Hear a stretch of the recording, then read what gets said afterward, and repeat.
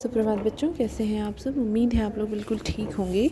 तो पिछली क्लास में जब हम पढ़ रहे थे तो हमने कथक के बारे में पढ़ा था और हम उसकी इमेज भी हमने देखा था। मुझे उम्मीद है कि आप समझ पाए होंगे। तो चलिए आज हम डांस फॉर्म के अगले फॉर्म के बारे में जानते हैं और आज का हमारा फॉर्म है भरतनाट्यम। ठीक है, इसमें नृत्य और अभिनय दोनों की प्रधानता रहती है, यानी कि इसमें डांस प्लस एक्शंस दोनों ही इम्पॉर्टेंट होता है, कोई एक इम्पॉर्टेंट नहीं होता है। ठीक है, दक्षिण भारतीय मंदिरों में देव आराधना के लिए प्रस्तुत किए जाने वाले इस नृत्य को शास्त्रीय क्रम के अनुसार प्रयोग में लाया जाता है। इसका मतलब है कि दक्षिणी भारत में जो मंदिर हुआ करते हैं, ठीक है, पूजा स्थल होते हैं, वहाँ पे भगवान की आराधना के लिए, देवों की आराधना के लिए इस डांस फॉर्म का मोस्ट ऑफ द यूज़ किया जाता है। ठीक है, शास्त्रीय क्रम के अनुसार प्रयोग में लाया जाता रहा है। शास्त्रीय नृत्य जो ये है वो भगवान की आराधना के लिए मेनली यूज़ किया जाता था। ये पहले की बात है, मतलब इसकी जो हिस्ट्री रह चुकी होगी उस समय में ये भगवानों को एक तरह से उनकी पूजा के लिए ये फॉर्म यूज़ किया जाता था।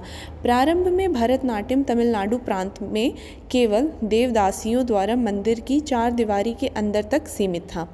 यानी कि स्टार्टिंग पीरियड्स में जब भरतनाट्यम जो है वो तमिलनाडु में बेसिकली वो उसी साइड का डांस फॉर्म है, तो तमिलनाडु के मंदिरों में, अभी जैसे कि मैंने आपको पहले बताया कि ये डांस फॉर्म जो है वो भगवान को अर्पण करने के लिए, उनकी पूजा करने के लिए, आराधना करने के लिए इस डांस फॉर्म का यूज़ किया जाता था। ठीक है, तो उन दिनों जब स्टार्टिंग में ये चलन में आने लगा था, जब इसकी उत्पत्ति हुई थी, ओरिजिन जब इसका होने लगा था, तब ये देवदासियों के द्वारा मंदिर में, मतलब अंदर ही सीमित रहता था। ये बाहरी लोगों तक नहीं पहुंचता था, अंदर ही इसके लिए भगवान के मंदिर में और ऐसी धार्मिक स्थलों पे इसका यूज़ किया जाता था। ठीक है, सीमित अंदर ही था, ज़्यादा लोग इसके बारे में नहीं जानते थे और उसे देवदासी अट्टम कहा जाता था।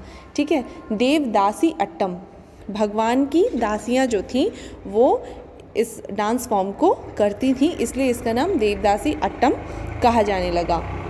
अब यह पुरुष और स्त्रियों द्वारा सर्वत्र प्रचार में है। लेकिन आज की डेट में आप जानते होंगे कि अच्छे मेल डांसर्स हैं, फीमेल डांसर्स हैं, और ये अब न कि सिर्फ मंदिर के चार दीवारियों तक ही सीमित है, ये बहुत ही प्रचलित फॉर्म है और काफ़ी लोग इसमें मेल और फीमेल दोनों ही लोग इस डांस फॉर्म को करते हैं। ठीक है बच्चों, अब ये मैंने एक इमेज शो किया, आपके साथ शेयर किया, आप देख रहे हैं, ये एक फेमस पोज है भरतनाट्यम का।